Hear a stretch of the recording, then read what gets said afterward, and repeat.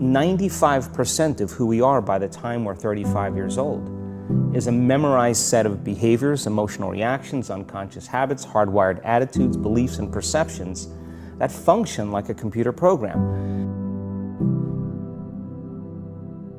If you believe that your thoughts have something to do with your destiny, and you can't think greater than how you feel, or feelings have become the means of thinking. So if you think about it, people wake up in the morning, they begin to think about their problems. Those problems are circuits of memories in the brain. Each one of those memories are connected to people and things at certain times and places. And if the brain is a record of the past, the moment they start their day, they're already thinking in the past. Each one of those memories has an emotion. Emotions are the end product of past experiences. So the moment they recall those memories of their problems, they all of a sudden feel unhappy, they feel sad, they feel pain. Now, how you think and how you feel creates your state of being. So the person's entire state of being when they start their day is in the past. So what does that mean? The familiar past will sooner or later be predictable future. So if you believe that your thoughts have something to do with your destiny, and you can't think greater than how you feel, or feelings have become the means of thinking, by very definition of emotions, you're thinking in the past. And for the most part, you're going to keep creating the same life. So then people grab their cell phone, they check their WhatsApp, they check their text, they check their emails, they check Facebook, they take a picture of their feet, they post it on Facebook, they tweet something, they do Instagram, they check the news, and now they feel really connected to everything that's known in their life. And then they go through a series of routine behaviors. They get out of bed on the same side, they go to the toilet, they get a cup of coffee, they take a shower, they get dressed, they drive to work the same way, they do the same things, they see the same people, they push the same emotional buttons, and that becomes the routine, and it becomes like a program. So now they've lost their free will to a program, and there's no unseen hand doing it to them. So then a person can say with their 5% of their conscious mind, I want to be healthy, I want to be happy, I want to be free. But the body's on a whole different program. So then how do you begin to make those changes? Well, you have to get beyond the analytical mind, because what separates the conscious mind from the subconscious mind is the analytical mind. And that's where meditation comes in, because you can teach people through practice how to change their brainwaves, slow them down. And when they do that properly, they do enter the operating system where they can begin to make some really important changes. So most people then wait for crisis or trauma or disease or diagnosis. They wait for loss, some tragedy to make up their mind to change. And my message is, why wait? And you can learn and change in a state of pain and suffering, or you can learn and change in a state of joy and inspiration. And I think right now, the cool thing is that people are waking up. What is that? Why do people find it so hard to get past trauma? Well, the stronger the emotional reaction you have to some experience in your life, the higher the emotional quotient, the more you pay attention to the cause. And the moment the brain puts all of its attention on the cause, it takes a snapshot, and that's called a memory. So long-term memories are created from very highly emotional experiences. So what happens then is that people think neurologically within the circuitry of that experience, and they feel chemically within the boundaries of those emotions. And so when you have an emotional reaction to someone or something, most people think that they can't control their emotional reaction. Well, it turns out if you allow that emotional reaction, it's called a refractory period, to last for hours or days, that's called a mood. You say to someone, hey, well, what's up? You say, I'm in a mood. Well, why are you in a mood? Well, I had this thing happen to me 5 days ago, and I'm having one long emotional reaction. You say to the person, why are you this way? And they'll say, I am this way because of this event that happened to me 15 or 20 years ago. And what that means from a biological standpoint is that they haven't been able to change since that event. So then the emotions from the experience tend to give the body and the brain a rush of energy. So people become addicted to the rush of those emotions, and they use the problems and conditions in their life to reaffirm their limitation, so at least they can feel something.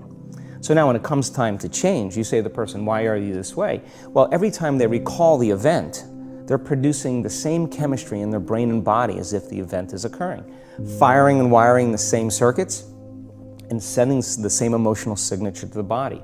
Well, what's the relevance behind that? Well, your body is the unconscious mind. It doesn't know the difference between the experience that's creating the emotion and the emotion that you're creating by thought alone. So the body's believing.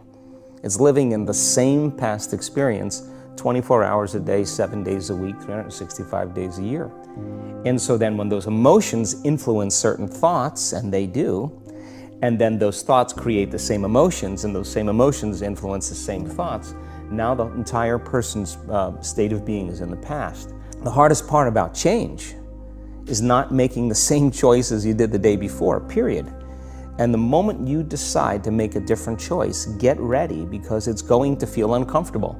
It's going to feel unfamiliar. Why does it feel so uncomfortable? Is it because of the neurons that fire together, wire together, so there's like an easiness to that loop, just because literally, and you've talked very eloquently about this, the way that the neurons connect in the brain, how rapidly, I've seen you show footage of how rapidly those connections happen, which is pretty incredible.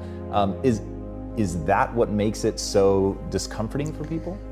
I think that the bigger thing is that we keep firing and wiring those circuits. They become more hardwired. So you have a thought and then the program runs. But it's the emotion that follows the thought. If you have a fearful thought, you're going to feel anxiety. The moment you feel anxiety, your brain's checking in with your body and saying, yeah, you're pretty anxious. So then you start thinking more corresponding thoughts equal to how you feel. Well, the redundancy of that cycle conditions the body to become the mind. Your body is your unconscious mind. In a sense, if you're sitting down and you start thinking about some future worst-case scenario that you're conjuring up in your mind, and you begin to feel the emotion of that event, your body doesn't know the difference between the event that's taking place in your world, outer world, and what you're creating by emotion or thought alone. So most people then, they're constantly reaffirming their emotional states. So when it comes time to give up that emotion, they can say, I really want to do it. But really the body is stronger than the mind because it's been conditioned that way. So the servant now has become the master. And the person all of a sudden, once they step into that unknown, they'd rather feel guilt and suffering because at least they can predict it. Being in the unknown is a scary place for most people because the unknown is uncertain. People say to me, well, I can't predict my future. I'm in the unknown, and I always say the best way to predict your future is to create it. Not from the known, but from the unknown. What thoughts do you want to fire and wire in your brain? What behaviors do you want to demonstrate in one day? The act of rehearsing them mentally, closing your eyes, and rehearsing the action. Rehearsing the reaction of what you want, or the action? The action of what you want. By closing your eyes and mentally rehearsing some action. If you're truly present, the brain does not know the difference between what you're imaging and what you're experiencing in 3D world. So then you begin to install the neurological hardware in your brain to look like the event has already occurred. Now, your brain is no longer a record of the past. Now it's a map to the future. And if you keep doing it, priming it that way, the hardware becomes a software program. And who knows, you just may start acting like a happy person. And then I think the hardest part is to teach our body emotionally what the future will feel like ahead of the actual experience. So what does that mean? You can't wait for your success to feel empowered. You can't wait for your wealth to feel abundant. You can't wait for your new relationship to feel love, or your healing to feel whole. I mean, that's the old model of reality, of cause and effect, waiting for something outside of us to change how we feel inside of us. And when we feel better inside of us, we pay attention to whoever or whatever caused it. But what that means then is that from the Newtonian world is that most people spend their whole life living in lack, waiting for something to change out there. The moment you start feeling abundant and worthy, you are generating wealth. The moment you're empowered and feel it, you're beginning to step towards your success. The moment you start feeling whole, your healing begins. And when you love yourself and you love all of life, you'll create an equal. And now you're causing an effect. And I think that's the difference between living as a victim in your world, saying, I am this way because of this person or that thing or this experience. They made me think and feel this way. When you switch that around, you become a creator of your world, and you start saying, my thinking and my feeling is changing an outcome in my life. And now that's a whole different game, and we start believing more that we're creators of reality. If you're not being defined by a vision of the future, then you're left with the old memories of the past and you will be predictable in your life. And if you wake up in the morning and you're not being defined by a vision of the future, as you see the same people and you go to the same places and you do the exact same thing at the exact same time, it's no longer that your personality is creating your personal reality. Now your personal reality is affecting or creating your personality. Your environment is really controlling how you think and feel unconsciously, because every person, everything, every place, every experience has a neurological network in your brain. Every experience that you have with every person produces an emotion. So some people will use their boss to reaffirm their addiction to judgment. They'll use their enemy to reaffirm their addiction to hatred.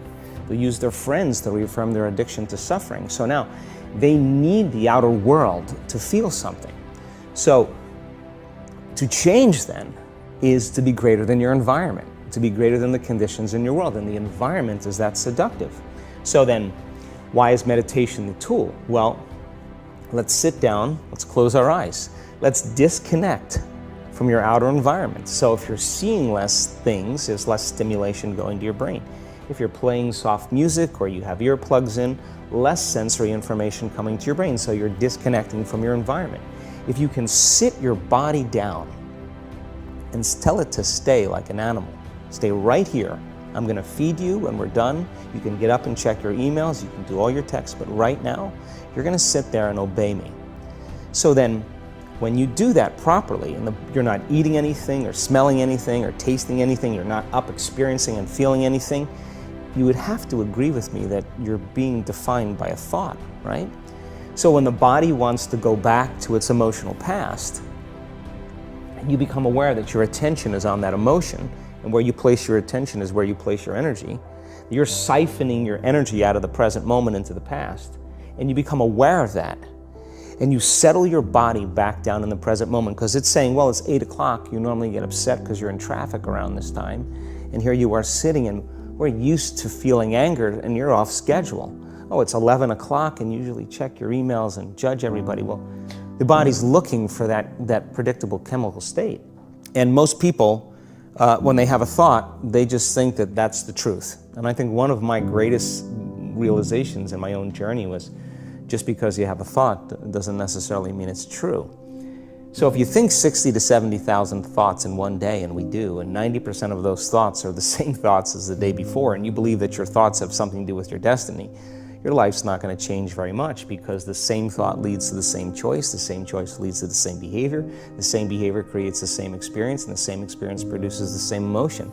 And so then the act of becoming conscious of this process to begin to become more aware of how you think, how you act, and how you feel, it's called metacognition. And so then, why is that important? Because the more conscious you become of those unconscious states of mind and body, the less likely you're going to go unconscious during the day, and that thought is not going to slip by your awareness unchecked, because it means to know thyself. The word meditation means to become familiar with. It's so important, just like a garden. If you're planting a garden, you got to get rid of the weeds. You got to take the plants from the past year and you got to pull them out. The rocks that sift to the top that are like our emotional blocks, they have to be removed. The soil has to be tenderized and broken down. We have to make room to plant a new garden. So primarily, we learn the most about ourselves and others when we're uncomfortable. Because the moment you move into that uncomfortable state, normally a program jumps in. When that program jumps in, it's because the person doesn't want to be in the present moment and engage it consciously. And then my final question, what's the impact that you want to have on the world? I think that the end game for me is to empower people to such a degree that they realize that they need less things outside of them to make them happy, less things outside of them to regulate their moods and their behaviors, and that they begin to use the kind of the power that we all have access to, and to really and to change the world, to make a difference so that there's more peace, there's more wholeness, there's more connection, that we support and love each other, we serve better. And I think that we have to start, for the most part, if everybody's working on themselves and doing their best to present the greatest ideal of themselves to the world, I think the world will be a better place. And so that's my passion, and I'm witnessing it happening now more than I ever thought I would.